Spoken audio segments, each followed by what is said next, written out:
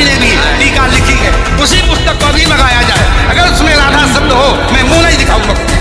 विश्वनाथ चक्रवर्ती बता दें, अनुचार प्रकाश का बता दे, चूर्णिकाकार बता दे, और छोड़िए उन बातों को। ऐसा हो ही नहीं सकता, अर्थ का अनर्थ।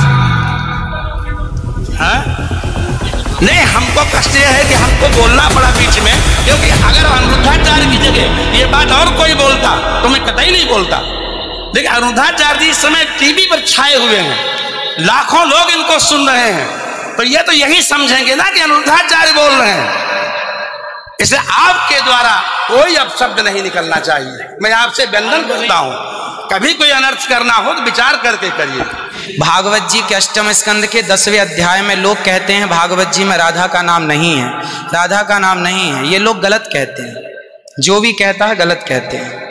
लिखा हुआ है, मैं आपको श्लोक दिखा रहा हूँ।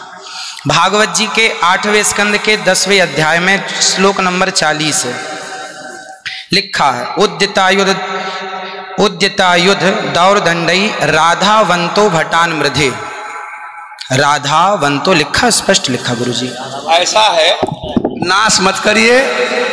आधावंत है, आधावंत में दौड़ते हुए, या संधि हो गई है गुरुजी। नहीं नहीं, ये गलत बात है। आप जो है आयुधों को लेकर के आधावंत। गुरुजी गुरुजी गुरुजी गुरुजी गुरुजी, हम तो आपकी दास हैं। मत कीजिए ना। हमारे गुरुजी कहते हैं ना ना गुरुजी, इसका अर्थ तो सुन लीजिए, इसका अर्थ तो सुन लीजिए। आप जब राधा बता रहे हो, सुनिए सुनिए गुरुजी, इसका अर्थ है राधावंतो भटान मृदेश का अर्थ गुरुजी ने बताया हमें। गुरुजी ने, हमारे गुरुजी, कोई गुरुजी नहीं बता सकता। हमारे गुरुजी कहते हैं बिल्कुल नहीं बता सकते, क्योंकि जब आप राधा बनाओगे तो विसर्गे कहाँ जाएंगी गुरुजी? उद्यतायुधई ही विसर्ग हो गया। गुरुजी, गुरुजी कहते हैं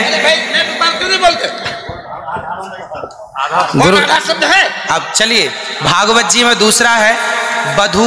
बधू प्रयोग हुआ है, बधू प्रयोग हुआ है। तो बधू का प्रयोग ये है कि वहां श्री राधा रानी का ही स्मरण है।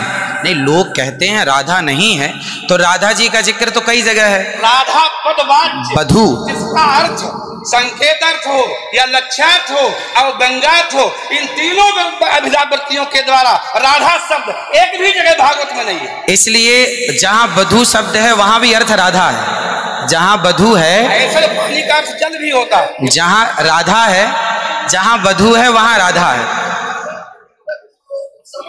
ऐसे थोड़े होता है। जहां आप जैसे लोग देखिए, आप विश्व हमारे गुरुजी ने बताया, ये हमारी क्या ताकत की हम बताएं?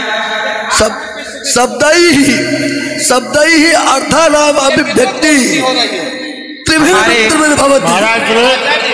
इनकी बात सारा विश्व सुनता है। महाराज श्री हमारी बात 20 आदमी सुनते हैं। महाराज जी, सारा विश्व, पूरे विश्व को सुनाते हैं। गुरुजी जो मेरे गुरुजी ने सिखाया वो मैं बोल रहा हूँ। सिखा ही नहीं सकते, आप अशुद्ध बोल रहे हैं।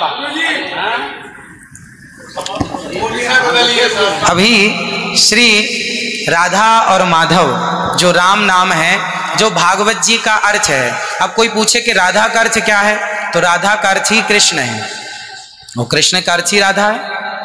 तो राधा ही कृष्ण है और कृष्ण ही राधा है। कुल मिलाकर कहने का अर्थ ये है, गुरुजन ये कहते हैं कि प्रत्येक श्लोक कृष्ण है और प्रत्येक भागवत जी के 18,000 श्लोक, प्रत्येक श्लोक कृष्ण है और श्लोक का प्रत्येक अर्थ श्री राधा है। प्रत्येक श्लोक श्री कृष्ण है और श्लोक का प्रत्येक श्लोक का अर्थ श्री राधा है। तो ये सब भाव ही तो है, राधा ना वो भाव सब भाव है।